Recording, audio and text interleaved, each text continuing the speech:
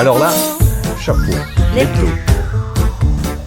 Un podcast audio et vidéo de et avec Philippe Chapeau et Brûle-à-Tout. Alors là, chapeau.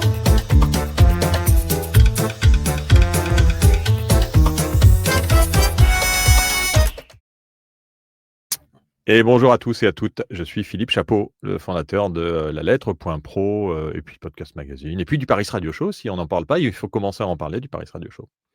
Absolument. Moi, je m'appelle Frédéric Brûle-à-Tour, je suis heureux de vous retrouver. Voilà. Voilà, et sponsor. Ce podcast vous est présenté par podcastai.com. Podcastez mieux, plus vite, plus intelligemment. On remercie podcastai.com avec qui on fait toutes nos publications pour le podcast d'Alors là, chapeau. Vous retrouvez aussi ce podcast, cet hebdo de Alors là, chapeau en podcast sur toutes les applications. Vous faites Alors là, chapeau sur Spotify, Apple Podcast ou encore d'autres applications. Et vous le trouvez pour pouvoir réécouter cette... on m'a parlé d'un espèce de moment comme si on était au café en fait. Ah bon? Le café de l'actu de la radio. C'est un peu comme ça qu'on nous définit. Bah, généralement, dans un café, on y dit pas mal de conneries. Moi, c'est ce que j'entends. Mais les rares fois que j'y vais, la dernière fois, ça remonte à Mathusalem. Ouais, c'est ça. C'est vraiment... Alors, on va vous présenter tout de suite les interviews que vous allez retrouver demain dans La Lettre Pro, le mag hebdo. Fred, pas mal d'actu qui sortent du monde demain. D'abord, on a pensé important de parler un peu de cette actu qui a remué le monde associatif. Ah oui, comme l'an passé, on remet une pièce dans la machine. Ouais. Le PLF remet une pièce dans la machine. Alors, cette fois-ci, avec un coup de rabot qui est quand même record, puisque le FSER, qui est le Fonds de soutien à l'expression radiophonique, va devrait baisser dans les prévisions du PLF de 44%, ce qui est véritablement une somme complètement prototypesque, donc qui passerait grosso modo, alors au doigt mouillé là, parce qu'on n'est plus à 10 000 balles près, d'environ 35 millions d'euros de mémoire jusqu'à 19 millions, enfin moins de 20 millions d'euros.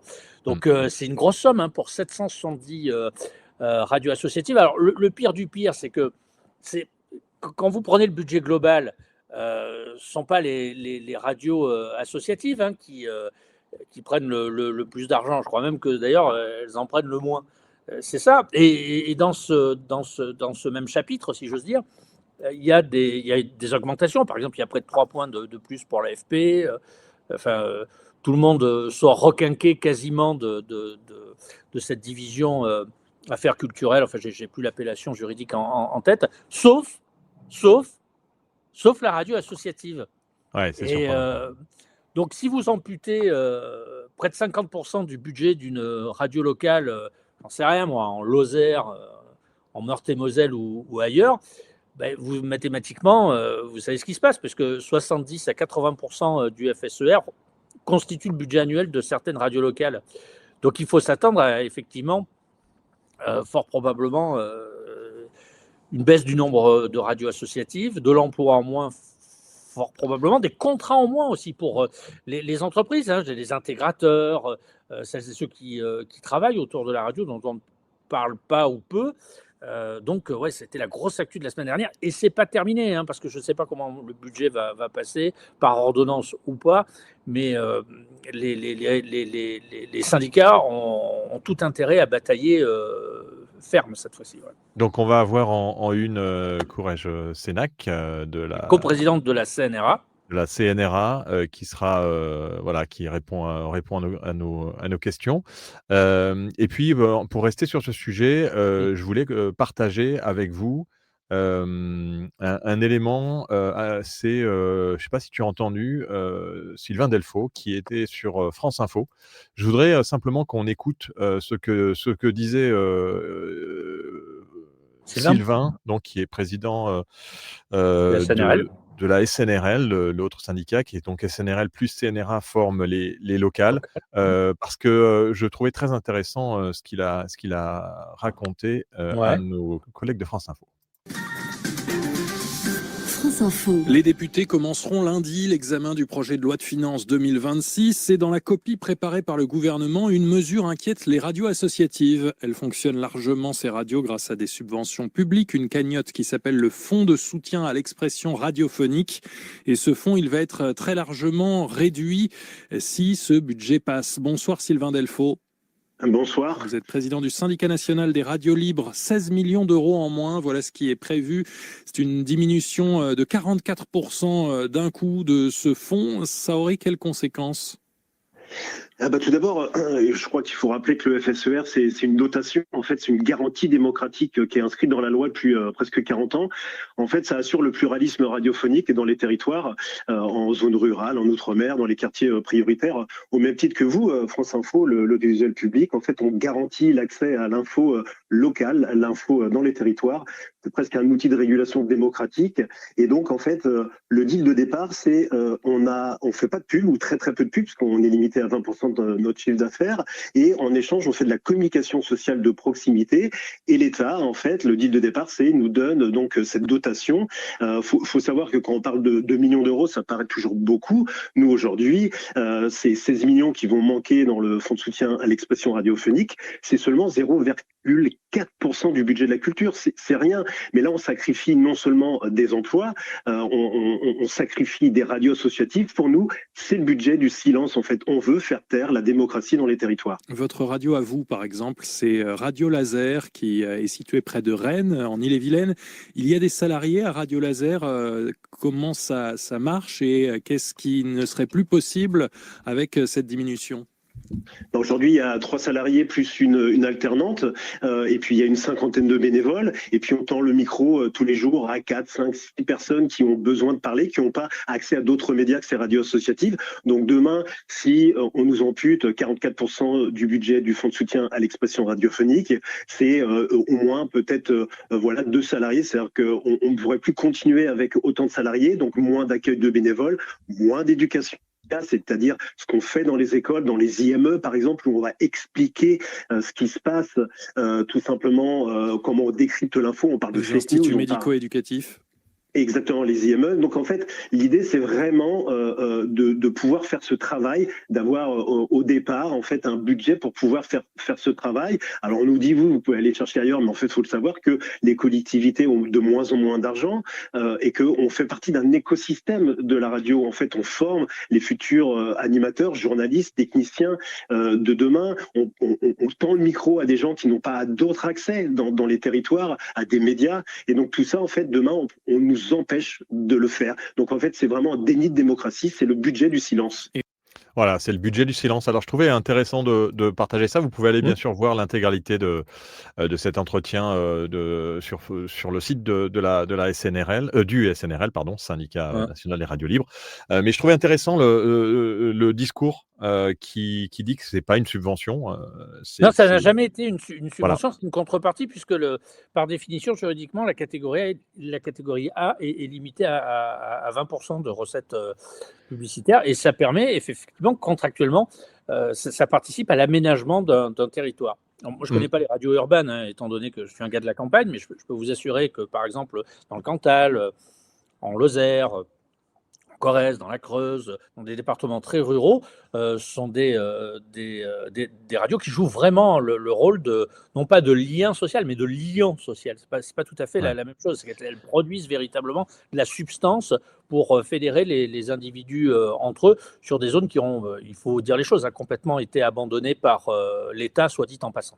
Ouais, et puis je pense que ça concerne vraiment toutes les radios, pas uniquement les radios associatives, parce que comme le disait Sylvain et comme le disent beaucoup d'animateurs, de professionnels qu'on interviewe tous les jours dans la lettre pro de la radio ou qui viennent au salon de la radio, eh bien c'est vrai que beaucoup ont démarré dans ces radios locales, donc c'est vraiment... Oui, et puis plus encore, Philippe, on ne gagne jamais à déstabiliser un secteur qui est déjà relativement fragile.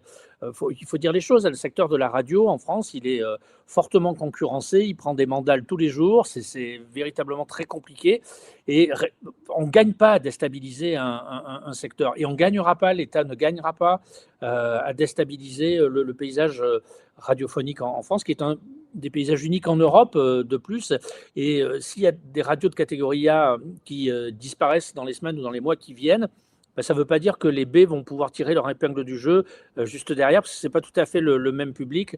En revanche, en termes d'aménagement du territoire, ouais, la note sera salée, ça, c'est certain. Ouais, elle sera salée. Donc ça, c'est pour, la une et puis, on recevra aussi, demain dans le Mag Hebdo Pascal Muller, Ouais. qui a répondu à nos questions et puis 2 autres articles que vous retrouverez. Un avec, Médiamétrie, Emmanuel Le Goff, qui a répondu à tes questions, Fred et puis, la fondatrice de Nissa FM à Ramallah, en Ouais, en Cisjordanie. Cisjordanie, ouais. Ouais. Et ça, c'est nos amis de Médiatique Conseil qui nous ont concocté, cet Ouais. entretien avec Maysoun Odeh Ganga. Et juste un mot sur Top Music qui veut devenir une radio carnative et apnative. Alors, je ne sais pas si tu sais ce que ça veut dire, mais Carnative! ouais, Pascal Muller est un mec très intéressant. Très honnêtement, moi, je gagne toujours à discuter avec lui quand on se rencontre. Il veut provoquer cette saison un démarrage instantané des applications pour une écoute fluide en mobilité, que ce soit sur CarPlay ou sur Android. Il travaille là-dessus. Pour lui, il juge que cette expérience doit permettre à l'utilisateur de ne rien faire, de ne rien attendre, c'est-à-dire une fois que tu appuies sur le bouton, ça doit être instantané, donc il n'y a pas d'attente. L'utilisateur, si tu veux, il veut créer une expérience où l'utilisateur n'a rien à faire. Il appuie sur un bouton, c'est ce qu'on appelle la radio carnative ou l'app native. Il n'y a pas besoin de réflexion, tu appuies sur le bouton, tu as Top Music, tu as tout ce qu'il faut avec. Voilà. Et il travaille là-dessus et j'ai trouvé que c'était un angle qui était relativement intéressant. Et d'ailleurs, l'article s'intitulera Top Music veut devenir une radio carnative et app native. Voilà. Voilà, donc vous retrouverez comme d'habitude les articles, le premier article, vous le retrouvez demain, ensuite un Ouais, mercredi et un jeudi, jeudi. pour ceux qui sont abonnés, bien entendu et si vous ne l'êtes pas, on vous invitera tout à l'heure à le faire avec un grand plaisir. Allez, on enchaîne, voilà et on va vers, l'interview hebdo, mais là, c'est une surprise. L'interview hebdo. Bah alors là, chapeau. Et l'interview hebdo, ce sera pour, la semaine prochaine.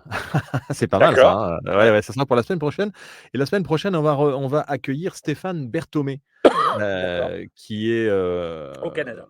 au Canada, au Québec et qui, s'occupe, d'une truc qui s'appelle PodPass et qui vient de sortir, une étude, et une synthèse du marché, de l'impact d'une campagne publicitaire, en podcast et elle est D'accord. vraiment très précise, très, très bien argumentée avec en plus une étude de cas, où, il montre, les budgets avec, quel est l'impact de chaque budget. Donc on le recevra, la semaine prochaine et puis, il répondra à nos questions et on vous en dira un peu plus sur cette étude, fort intéressante sur le podcast. Podcast d'ailleurs, j'ai pas encore lu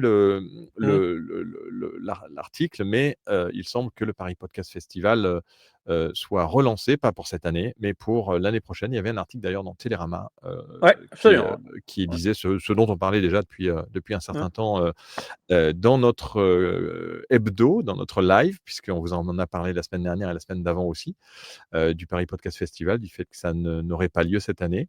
C'est pour ça qu'il faut que vous nous écoutiez, hein, tous Bah les oui, lundis, on peut apprendre des choses, à même si ça 12h30. ressemble alors au café du commerce.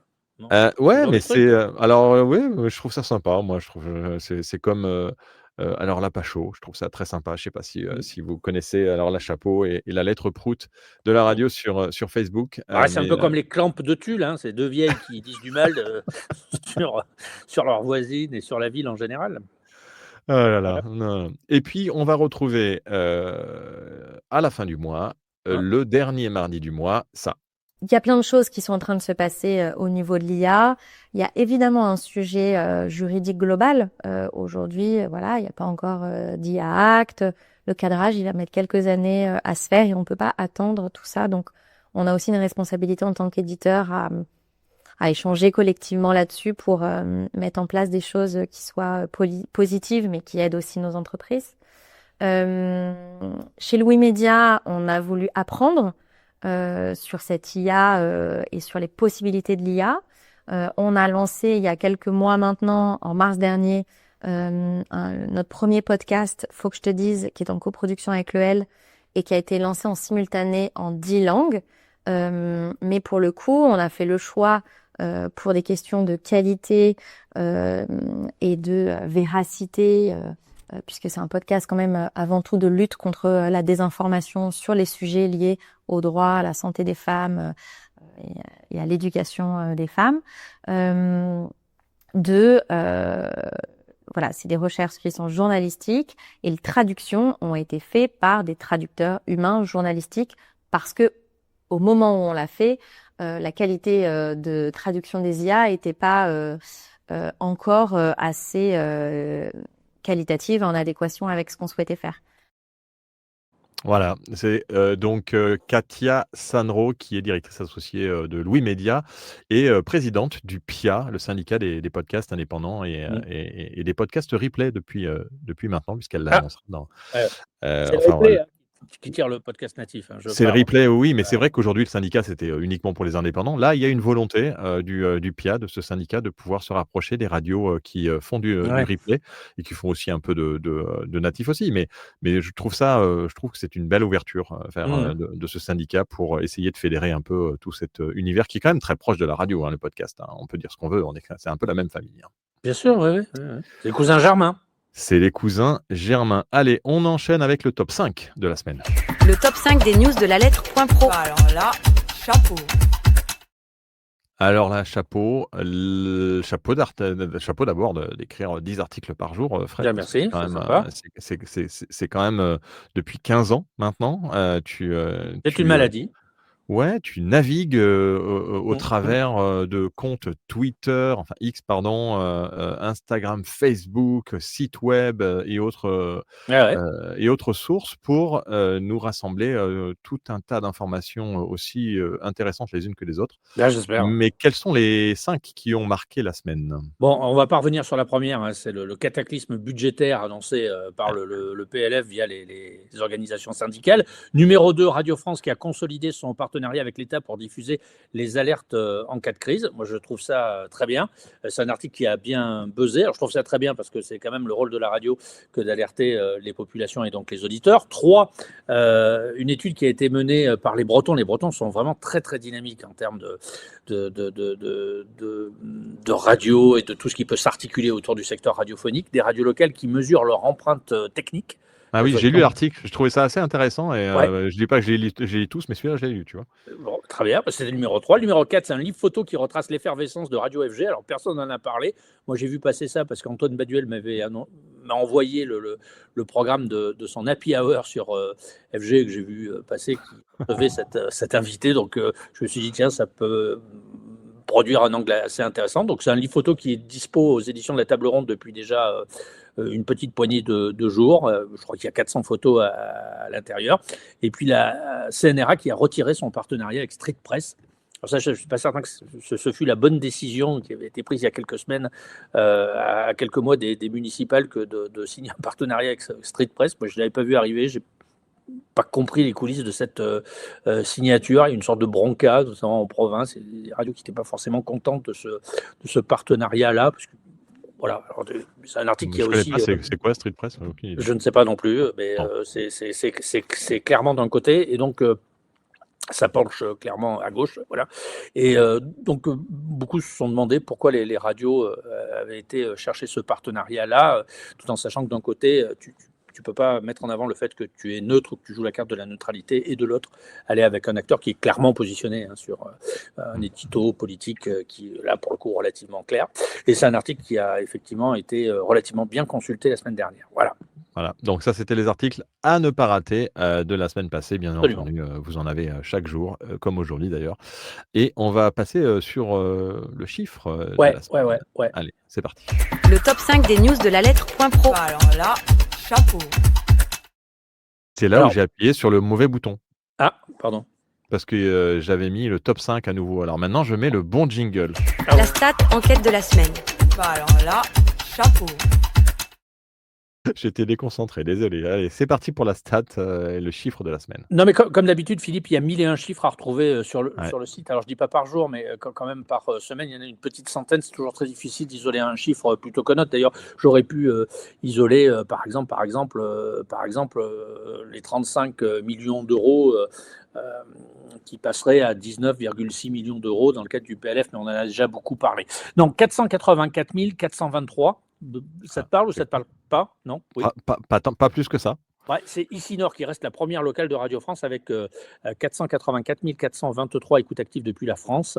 C'est la première locale qui est écoutée numériquement parlant, avec des chiffres validés par l'ACPM. 480, donc ça fait un demi-million, on va dire.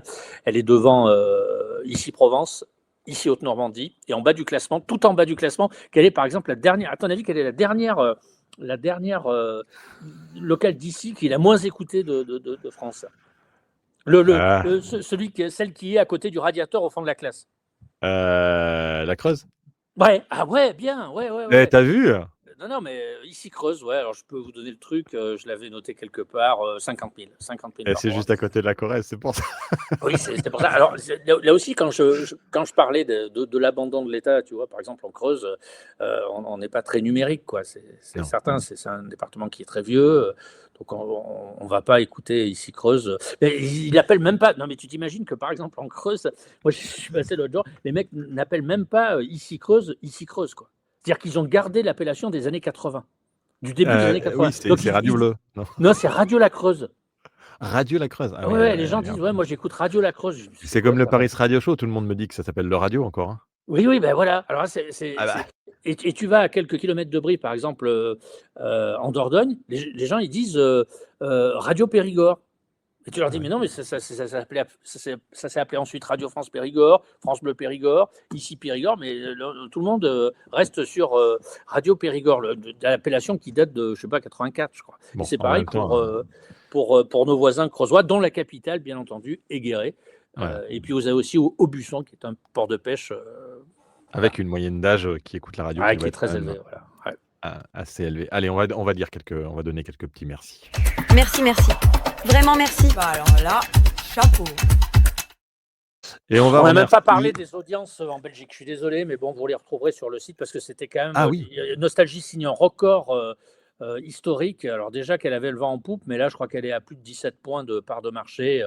Donc voilà, comme je sais qu'on nous lit et qu'on nous écoute en Belgique, il fallait saluer la performance de Nostalgie Belgique. Voilà. Ouais, qui va avec ce dont on vient de parler sur la moyenne d'âge des gens qui écoutent la radio. Oui, certainement. Ouais. On va remercier donc tous nos partenaires. Ah, du et des club petits nouveaux là ou HF. pas? Alors cette semaine non, et puis en plus j'étais en train de préparer à Casablanca les Broadcast Days, donc je n'ai pas trop suivi, j'ai pas pu trop suivre les mails, mais la semaine dernière on l'avait annoncé, il y avait deux nouveaux membres du club HF, Oxygène et Vosges FM. De Et là, Radio Bleu. vous voyez deux radios avec des logos bleus, ce qui est original d'ailleurs, parce qu'en général les radios aiment bien les logos rouges. Ah ouais. Parce que le rouge ressort bien pour la radio. D'ailleurs, hein, si on regarde dans toutes les radios, il y a énormément de radios qui ont le rouge dans leur identité. Ce qui n'est Alouette, je pas le vois. cas. Ouais, ce qui n'est pas le cas RTL. de Oxygène et de Vosges FM. Voilà. Donc vous voyez tous nos membres Solutions et Pro, et on vous invite bien sûr à participer, à devenir membre et à nous soutenir parce qu'on en a besoin, bien entendu, pour continuer à faire tout ce que l'on organise, que ce soit les salons ou les publications. Et on remercie vraiment très fort tous ceux qui nous soutiennent et qui désirent encore plus nous soutenir à l'arrivée du Paris Radio Show, encore une fois, qui se prépare doucement. Il va y avoir une réunion avec tous les membres du Club HF, d'ailleurs, qui auront une primeur sur les études aussi, l'enquête qui va sortir. C'est toujours en cours, vous pouvez toujours y répondre. Vous avez sur le site, en page d'accueil, je vais remettre un petit article. Un habillage. Jusqu'à la fin du mois, vous pouvez encore participer à cette enquête. On a encore besoin d'une cinquantaine de réponses pour arriver à avoir une vraie représentativité de cette enquête. On y va pour le coup de cœur. Le coup de cœur de Fred et de Mr. Hat. Bah alors là, chapeau. Alors moi, j'ai pas de coup de cœur cette semaine. Ah bon? Non. Un coup de gueule alors? Un coup de gueule, non. Alors, j'ai peut-être un coup de cœur quand même. C'est toujours ces publications de Laurent Ogne sur LinkedIn qui fait plaisir. D'abord parce que c'est pas des publications IA. Je sais pas si vous avez appris, mais il y a plus de 60% des commentaires et des publications sur LinkedIn qui sont générés par l'intelligence artificielle. Ah ouais. Plus de 60%, ça a été certifié. C'est incroyable. Mais avec ton propre compte, c'est-à-dire que tu as une IA qui prend la main sur ton propre compte, c'est ce qu'on appelle les agents. les agents qui sont en train de se déployer Ah ouais. au niveau de toutes les IA, qui font qu'ils prennent la main sur ton compte et ils vont répondre à peu près comme toi, mais pas exactement. Et donc ça, on a la preuve que plus de 60% des commentaires, et parce que plus on commente un post, plus on monte dans l'algorithme et on est affiché sur Ah les ouais. profils des gens qui nous suivent. Donc à chaque D'accord. commentaire que tu fais, et d'ailleurs tu le remarques dans ton Mais compte, je commande jamais, moi. non, mais tu vois qu'il y a par exemple Laurent Hogne a commenté ceci. Oui, À ça, je chaque vois fois ça, que ouais. Ouais. quelqu'un a commenté, tu le vois sur ton mur, et Et pour donc les plus pauvres il y a types de comme moi qui commandent jamais, alors, et ben c'est tu mort, remontes quoi. pas dans Ah, l'algorithme. d'accord. Et oui, non, mais c'est pour ça qu'il y a des IA maintenant qui, avec ton propre compte LinkedIn, commentent automatiquement, et ça devient assez désagréable. Et par contre, ce qui est agréable, c'est de voir les commentaires naturels, les officiels de personnes comme Laurent Hogne, qui font, et d'ailleurs des fois il écrit carrément tout en majuscule. On voit que c'est vraiment lui qui les rédige, qui les met, et il commente toujours des choses assez croustillantes. Ouais, je Et vois donc passer, ouais. je vous invite à aller suivre le compte de Laurent Hogne. Voilà, ça c'est le petit coup de cœur de la semaine. Ouais. Et toi? Écoutez, pour être franc, moi, j'avoue que j'ai été, alors je ne sais pas si c'est, la langue de bois ou autre chose, mais moi, j'ai été quand même surpris que la SRG en Suisse, annonce ne pas exclure, par la voix de sa présidente, de revenir, à la FM. Alors ça, j'ai été, scotché parce que vous savez que la SRG SSR en Suisse a perdu, bon, Oui. approximativement un demi-million d'auditeurs depuis l'arrêt de la diffusion de la FM. Ouais. Et j'ai survolé une interview de la directrice qui disait qu'effectivement, elle excluait pas de revenir à la FM, ou tout du moins, parce qu'il faut lire entre les lignes, hein, c'est toujours assez sablonneux le discours, examiner toutes les options et même un possible retour sur les ondes analogiques dès 2027. Waouh! Bah, peut-être Alors, qu'ils vont retourner ça, en AM aussi, on ne sait pas. moi, j'étais scotché. Moi, je suis toujours scotché par, si tu veux, les grands dirigeants de la planète qui ont une vision trouble. Voilà. Je me dis, tiens, le costume est trop grand. Voilà. Mais C'est non, mais ça fait partie, je pense, de ces dirigeants qui, quand tu as une audience qui se casse la gueule, tu dois virer l'animateur. Enfin, il y a pas ouais, de ouais, c'est c'est donc surtout dès que quand c'est pas ton argent, quoi. C'est toujours plus facile oui, non, de c'est ça, faire des et projets quand ça, c'est c'est ce pas que ton disait modèle. d'ailleurs Mm. Franck Lanoux, que je vous invite à aller écouter l'entretien de Franck Lanoux, le portrait de Franck Lanoux, où il parle Moi, ça justement m'a de surpris, cette honnêtement. partie-là. Waouh! Je me suis dit, Ouais. enfin, c'est pas rien quand même comme info, quoi. Surtout, c'est un gros groupe, donc tout ça pour ça, quoi. C'est waouh, c'est voilà. Donc c'est ni un coup de cœur, ni un coup de gueule d'ailleurs. C'est juste une constatation, quoi. Ouais. Voilà. Donc si les Suisses nous écoutent, ne jetez pas vos transistors à pile de PP, parce que peut-être que vous allez en avoir besoin en 2027, et peut-être même qu'avec les grandes ondes, ça pourrait matcher, quoi.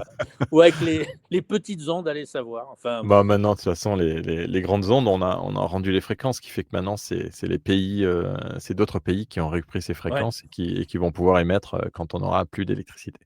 Non, mais c'est surprenant, quoi, voilà. Ouais, c'est assez surprenant. On va aller du côté maintenant des emplois. Les bonnes ondes à saisir au plus vite. Bah alors là, chapeau. Et je vous les montre, ces bonnes ondes à saisir au plus vite, avec une nouvelle annonce de Nice Radio qui recrute une animatrice. Alors là, c'est clair, c'est même pas un animateur, Ouais. c'est une animatrice. D'ailleurs, moi, je pense qu'on va se lever contre ça. Pourquoi il n'y a pas marqué animateur? Oui, enfin, normalement, tu dois marquer un ou une animateur-trice. Voilà, je crois que de mémoire, c'est ça. Bon, c'est sympa, Nice, hein. Nous, on y a été une fois, on avait fait un radio tour, on était en combinaison et on avait un masque, je me souviens. C'était juste pendant le Covid, je crois. Alors voilà, donc en fait, on explique pourquoi. Il recherche une co-animatrice pour le D'accord. morning de Nice Radio. Positive, alors positif et souriant, basé à Nice et ses environs, avec des expériences radio et une personnalité forte et différenciante à l'antenne. Et envoyez ça à m.jaillot@egmusique.fr. Donc voilà pour la petite annonce. Je vous rappelle quand même, puisque que dans les catégories maintenant de radio, vous avez la possibilité de sélectionner vente de services et de produits. Donc, quand vous postez une annonce, si vous êtes abonné, bien entendu, vous pouvez poster une annonce et sélectionner vente de services ou de produits si vous avez des produits d'occasion à vendre Ou des services? ou des services à vendre exactement. Donc n'hésitez pas à utiliser cette catégorie. On les annoncera aussi dans ce live et dans le Mag Hebdo que vous retrouverez à partir de demain, comme nous en avons parlé un peu plus tôt. Voilà pour cette partie de bonnes annonces. Et puis maintenant, on va aller côté agenda. C'est parti pour savoir ce qui va se passer dans les semaines à venir. Sortez vos agendas. Bah alors là, chapeau. Alors, que va-t-il donc se passer dans les semaines qui viennent, monsieur Fred? Ah bah, de mémoire, il doit y avoir le NAB à New York, mais sauf si les éditions HF à la tienne me paient un billet, mais encore faudrait-il que je refasse mon passeport, parce que je me suis rendu compte qu'il était périmé il y a 15 jours. Ah bah donc Bon. c'est mal barré là, parce que ça met quand même un peu de temps, hein. Tu as remarqué que, par exemple, au NAB ou ailleurs, les Américains qui y assistent viennent y chercher, pas une nourriture d'esprit, mais en tout cas viennent se former. Il y a vraiment une volonté de la part des visiteurs sur des salons internationaux d'aller chercher des réponses. Moi, je les vois toujours avec des carnets, des cahiers, ils notent, ils s'inspirent de ce qui n'est pas du tout Et franco-français. un peu moins de curiosité moins, côté franco-français. Voilà. C'est encore une fois ce que je peux observer, hein. Même par exemple au Radio Days, les gens enregistrent. Enfin, je veux dire, il y a vraiment ils sont à l'école, quoi, en quelque sorte. Quoi. Ouais, Et ce mais qui n'est pas le cas en France, quoi. on en parlait avec Alexis Hu pour le Radio Tour qui s'est passé aussi à l'IDF en Allemagne, puisque lui il est basé en Allemagne et lui il disait qu'en Allemagne c'était très carré aussi, c'est-à-dire qu'en plus ça démarrait à l'heure, ça s'arrêtait à l'heure et que les gens quand ils venaient, ils restaient du début jusqu'à la fin et ils étaient très très attentifs, ce qui est beaucoup moins le cas avec les Français. On est un peu latin là-dessus, hein, on fait un peu ce qu'on veut quand on veut. Mais je sais pas. Enfin, oui, moi, c'est une observation que je fais, mais bon, après, chacun fait comme il veut. Hein. Exactement. Donc voilà, le NAB. Mais bon, pour dire si que tu vas pas New au York. NAB à New York en survêt et en basket, quoi. Voilà. Non. Et puis ce qui arrive dans peu de temps, c'est le Radio Tour Bordeaux avec l'AG du SNRL qui aura lieu dans la foulée. 4 novembre. Le 4 novembre, exactement. Vous pouvez vous inscrire directement sur connectonaire.com dans la rubrique Radio Tour et vous trouverez le Radio Tour Bordeaux. Si vous êtes autour de Bordeaux, on se fera un plaisir de vous retrouver. Tous ceux qui sont en Nouvelle-Aquitaine, quoi, ça va de la Dordogne à la Gironde jusqu'au Pays Basque, hein, en passant par les Landes. Voilà, on peut même on peut même aller l'échouiller, si j'ose dire, les départements de la Charente et de la Charente-Maritime. Voilà, allez, on va aller l'échouiller. On remercie également nos super adhérents du Club HF Solutions et du Club HF Pro. C'est tout pour aujourd'hui, pour ce numéro de Alors là, chapeau. Soutenez cette émission et toutes nos actions en nous rejoignant avec le Club HF Pro à 49,90 ou le Club HF Solutions si vous avez aussi des projets pour exposer au Paris Radio Show du 3 et 4 février. Notez aussi cette date, 3 et 4 février. Ouais. Et puis, vous pouvez envoyer vos commentaires par mail à rédaction@lalettre.pro et vos communiqués. Hein, on rappelle pas assez à toutes les radios et à tous les acteurs de l'industrie de nous envoyer vos communiqués de presse pour qu'on puisse relayer les informations. Sans communiquer, c'est assez dur de parler de vous. Donc, envoyez-nous des photos, des communiqués. Plus on a de matière, mieux on se porte pour arriver à parler de vos activités, de vos actions au sein des radios ou des prestataires. Bien sûr, si vous êtes prestataire et que vous voulez qu'on parle de vous, il faut être adhérent au Club HF pour avoir ce publi rédactionnel offert qui vous permet de pouvoir avoir une publication sur notre site. Merci, Monsieur Fred. On se retrouve la semaine prochaine. Même heure, même endroit. Oui, on sera là de bonne humeur, j'imagine. Voilà. Mais c'est toujours un plaisir. On a fait très court aujourd'hui, 33 minutes. Donc 33 minutes, voilà. Et moi, je vais enchaîner. La semaine prochaine, on retrouvera aussi certainement un petit entretien avec un des clients de Open Sky Media, qui est un des membres du Club HF, et avec qui je dois être en visio il y a exactement 5 minutes. Depuis 5 minutes, caramba, je suis en on va arrêter là. Alors. Ah, exactement. Allez, je vous laisse avec les sponsors et je te dis à la semaine prochaine. Salut Philippe. Salut, ciao. Ciao. Ce podcast vous est présenté par podcastai.com. Podcaster mieux, plus vite, plus intelligemment. La musique est de Jonathan Marty Wagner. Les enregistrements en direct par StreamYard. la captation des grands entretiens et le montage automatique par l'application Detail Studio. Le son par l'enregistreur audio immersif Nomono, optimisé par Adobe Podcast. Les vignettes et animations par Canva. Le doublage en version anglaise par checksub.com. La transcription, chapitrage et l'ensemble des datas, résumés, audiogrammes, short et reel, l'hébergement, la publication sur toutes les plateformes, automatisé par podcastai.com. Une production Podcast et Radio House. Radio House. Alors là, Chapeau.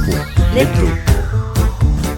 Un podcast audio et vidéo de et avec Philippe Chapeau et Brûle-à-Tout. Alors le chapeau.